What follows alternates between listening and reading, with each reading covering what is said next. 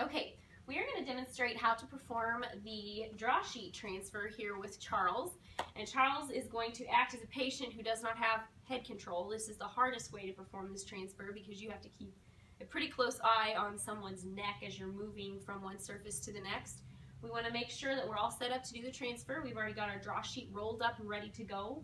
You do need to be careful with how much you roll the draw sheet so that you have enough slack on the other end of the draw sheet when the patient is rolled over. We're going to kind of show you how to do that.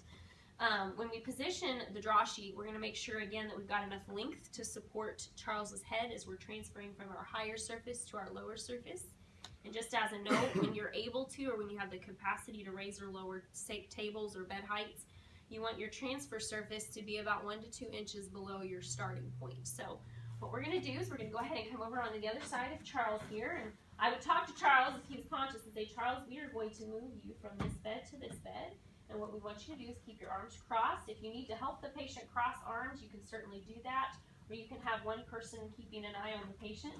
Claire and I are going to take our draw sheet and we're going to move it up and position it pretty close to Charles. We're going to kind of tuck it underneath here so that we've got enough to grab on the other end.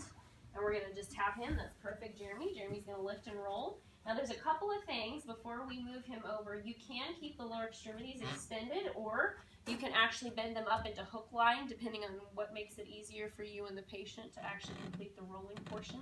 And then what we're going to do is we're going to roll him to the other side. So Jeremy is strong enough that he can get both points and pull just like that. We're going to unroll the edges. Then we're going to roll Charles back. Then what we're going to do is we're going to have two people on the side of the transfer surface. So Claire and I are going to come up over here. We're going to actually have to climb up on the table. To move Charles, we're going to have to use what's called a supinated grip. So that's with your palm up. And part of the reason for using this is so we can actually keep Charles as close to our center of mass or center of gravity as we can.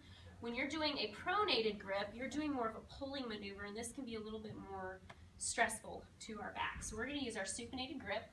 Jeremy's got the longer arm span here on the side of the opposite side of the transfer. And what we're going to do is we're going to count to 3. Again, the person either at the head or the person with the most experience is going to be guiding the transfer. So guys, we're going to try to do this in about 2 or 3 scoots, and we're going to go on 3. So ready?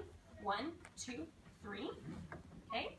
And we're going to go again. Ready? 1, 2, 3. Perfect.